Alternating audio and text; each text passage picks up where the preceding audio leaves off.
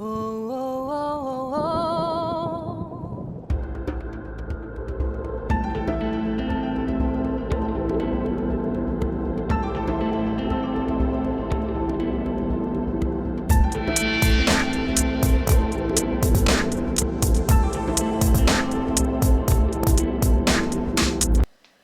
Bonjour à tous, continuons nos études sur le psaume 3 et là nous allons nous intéresser aux versets 2 et 3 de ce psaume.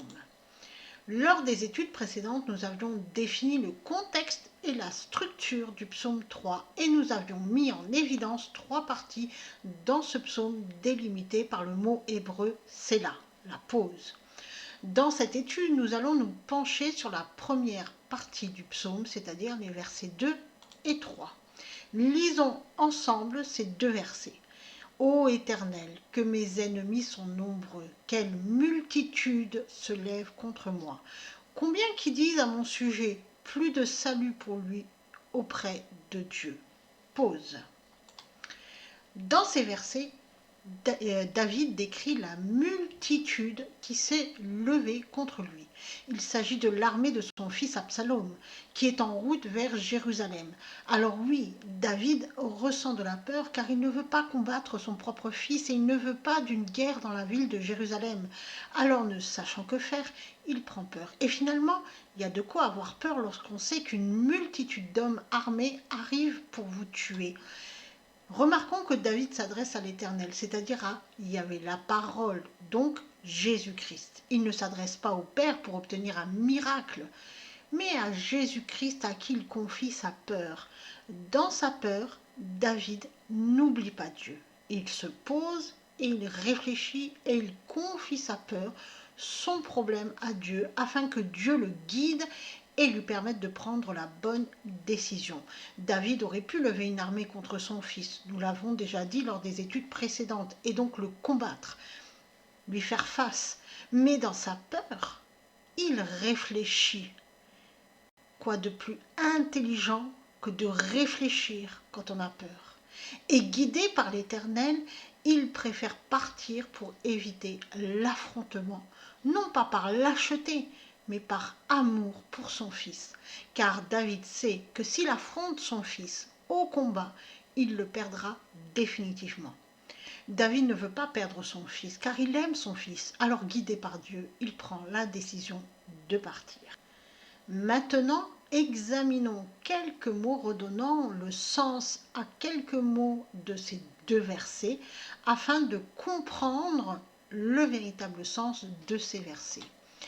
Éternel que mes ennemis. Les ennemis, il s'agit de la traduction du mot tsar, qui est un adjectif qui désigne quelque chose d'étroit, de serré, une angoisse, une détresse, un adversaire, un ennemi, un oppresseur, quelque chose de dur comme un caillou et de tranchant comme un silex. Ainsi, les ennemis qui s'avancent vers lui, vers le roi David, l'angoisse, l'oppresse, et ils ont la tête dure. Et David est lié à ses ennemis, forcément puisqu'il s'agit de son fils Absalom et du peuple d'Israël et de Juda qu'Absalom a réunis autour de lui. Ô Éternel, que mes ennemis sont nombreux. Nombreux, c'est rab en hébreu. Il s'agit d'un adjectif que l'on peut traduire par beaucoup, nombreux, trop, extrêmement, mais qui peut aussi prendre le sens de capitaine ou de chef. Ainsi, ces personnes qui se sont positionnées comme ennemies sont nombreuses car elles veulent prendre la place du chef, c'est-à-dire du roi, et elles pensent pouvoir accaparer l'autorité royale.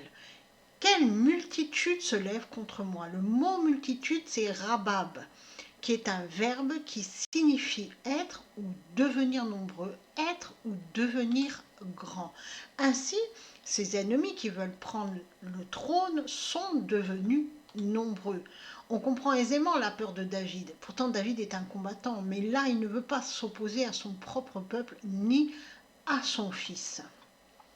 Le salut, combien qui disent à mon sujet plus de salut pour lui auprès de Dieu. Notons que c'est le peuple qui dit cela au sujet de David, qu'il n'y a plus de salut pour lui auprès de Dieu. Le salut, c'est Yeshua.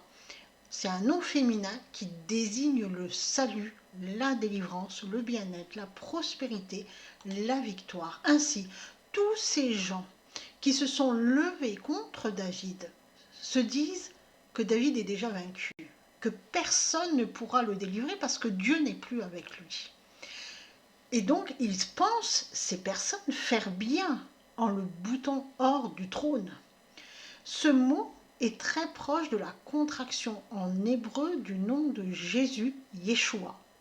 Ainsi, dans le nom de Jésus, on retrouve le salut, la délivrance, le bien-être, la prospérité, la victoire. Et c'est bien vers Jésus-Christ, l'Éternel, que David confie sa peur, le Dieu de la délivrance. Si l'on prend la forme non contractée du nom de Jésus en hébreu, Yehoshua, on entend contre le nom de Jésus et le mot salut, il n'y a qu'un simple déplacement de la lettre He qui représente le souffle de Dieu.